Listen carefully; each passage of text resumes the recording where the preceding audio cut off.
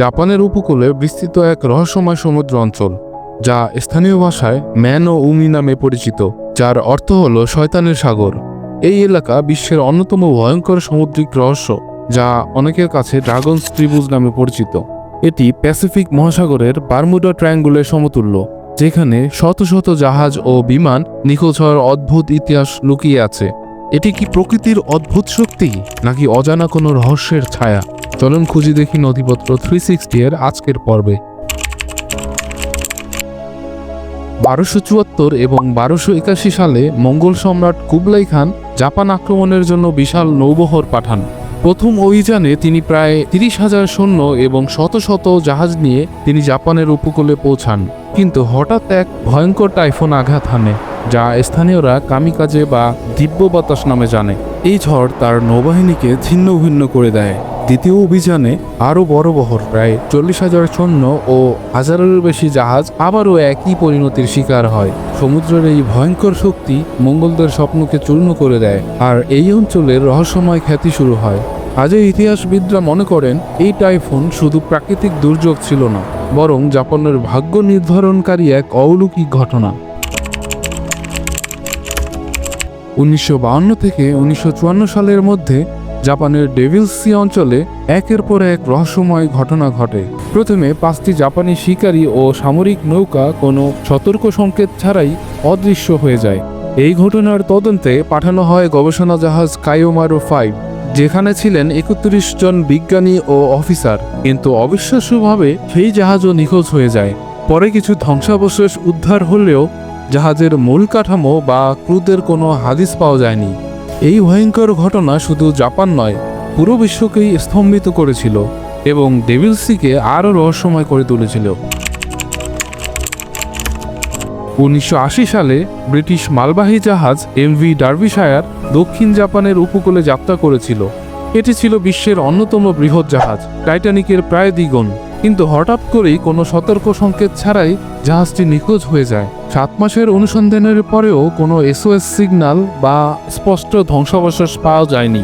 এই ঘটনা শুধু জাহাজের শক্তিশালী কাঠামোই নয়, আধুনিক প্রযুক্তির সীমাবদ্ধতাকেও প্রশ্নবিদ্ধ করে তোলে। আজও ডার্বিশায়ারের নিখোঁজ হওয়া ডেভিল সির রহস্যকে আরও গভীর করে রেখেছে।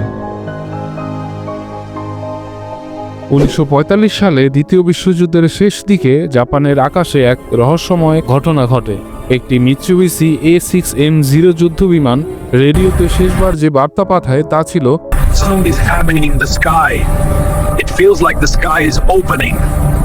এরপর পরে বিমানের সঙ্গে সব যোগাযোগ বিচ্ছিন্ন হয়ে যায়। কোনো ধ্বংসাবশেষ বা SOS সংকেত কিছুই পাওয়া যায়নি।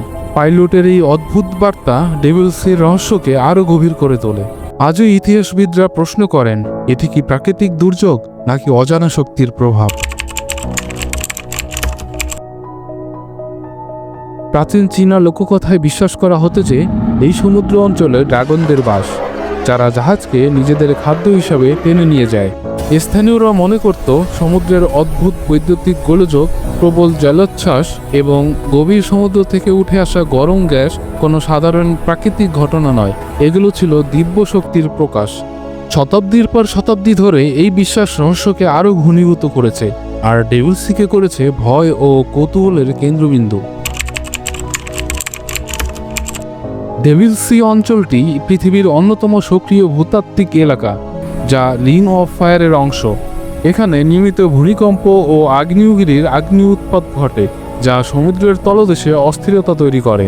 এর ফলে ছন্দবিহীন স্রোত, প্রবল জলোচ্ছ্বাস এবং হঠাৎ গ্যাস নির্গমন জাহাজের ভারসাম্য নষ্ট করে দিতে পারে। মিথেন হাইড্রেটের বিস্ফোরণ জাহাজকে দ্রুত ডুবিয়ে দিতে সক্ষম, আর চৌম্বকীয় অস্বাভাবিকতা নেভিগেশন সিস্টেমকে বিভ্রান্ত করতে পারে। বিজ্ঞানীরা মনে করেন এইসব প্রাকৃতিক কারণ মিলেই ডেভিল সিকে বিশ্বের অন্যতম বিপজ্জনক ও রহস্যময় সমুদ্র অঞ্চল বানিয়েছে। ডেভিল সি জাপানের ভয়ঙ্কর সমুদ্র প্রান্তর, হাজার বছরের লোককথা, আধুনিক গবেষণা আর অদেখা রহস্যের মিলনস্থল। শত শত জাহাজ, বিমান এবং মানুষের নিখোঁজ হওয়ার গল্প আজও উত্তরহীন। আপনার কি ধারণা, এটি কি প্রকৃতির অসামান্য শক্তির বহিঃপ্রকাশ, নাকি অদেখা রহস্যের প্রথম প্রহর? সত্যের সন্ধান কি কখনো মিলবে, নাকি এই সমুদ্র চিরকাল অজানার অন্ধকারে ঢাকা থাকবে? উত্তর জানতে সাবস্ক্রাইব এবং বেল আইকন প্রেস করে নথিপত্র 360 এর সাথে থাকুন।